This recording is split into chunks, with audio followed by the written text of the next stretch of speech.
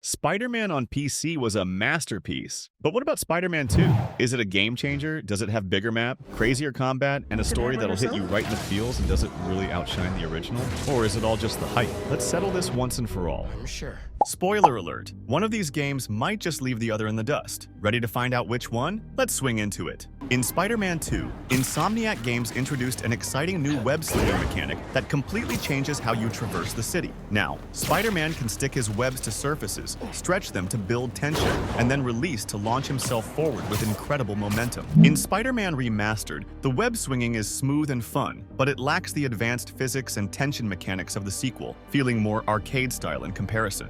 One of the coolest additions in Spider-Man 2 is the wingsuit. Insomniac Games really stepped up the traversal game here. Imagine diving off a skyscraper, spreading those wings, and gliding across the city like a superhero. It's not just about looking cool, though it definitely does. The wingsuit adds a whole new level of speed and control, making every swing and glide combo feel like an action movie moment. Meanwhile, in Spider-Man Remastered, you're stuck without the wingsuit, so no gliding, just classic web swinging all the way. When it comes to web swinging and tricks, Spider-Man 2 takes things to a whole new level. Insomniac Games packed this sequel with an expanded trick system, letting you pull off flips, spins, and acrobatic moves that feel straight out of a superhero movie. The animations are smoother, the controls are more responsive, and the sheer variety of tricks makes swinging through the city an absolute joy. Whether you're diving off skyscrapers, skimming the ground, or flipping through the air, Spider-Man 2 makes you feel like the ultimate web slinger. While in Spider-Man Remastered, the tricks are still fun, but the selection is more limited, and the animations feel a bit less dynamic compared to the sequel.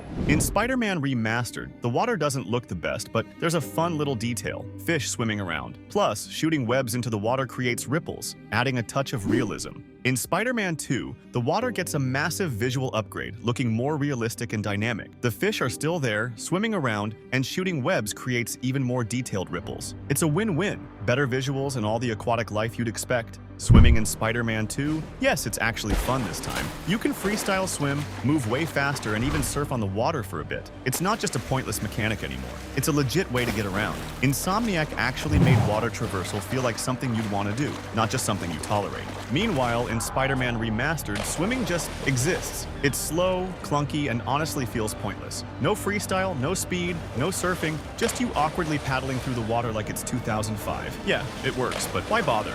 When it comes to wall crawling and wall running, both Spider-Man Remastered and Spider-Man 2 feel almost identical. The mechanics are smooth, responsive, and true to Spider-Man's iconic abilities. Whether you're scaling skyscrapers or sprinting along the sides of buildings, the experience is seamless in both games. That said, Spider-Man 2 does add a bit more polish to the animations, making it feel slightly more fluid. But at its core, it's the same great wall crawling and wall running we know and love. Now, we've talked about wall crawling and wall running. Both games nail that classic Spider-Man feel. But when it comes to swinging, Spider-Man 2 adds something that just makes it way more fun. Stick around, because this next mechanic, it's a total upgrade. Here's the deal with Spider-Man 2. You can dive from a height, and just before hitting the ground, press and hold the swing button to pull off a full 360-degree spin. It gives you a huge momentum boost, and honestly, it's just satisfying to pull off.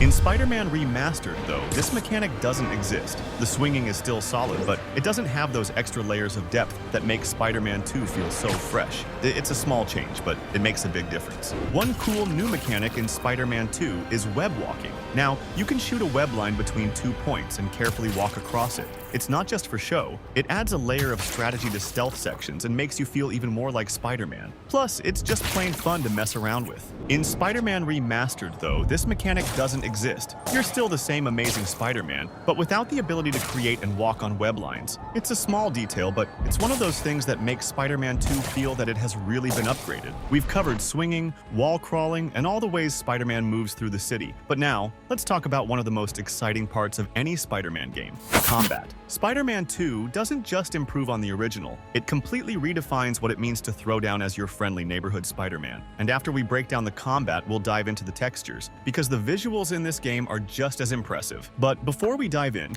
make sure to hit that like button and subscribe.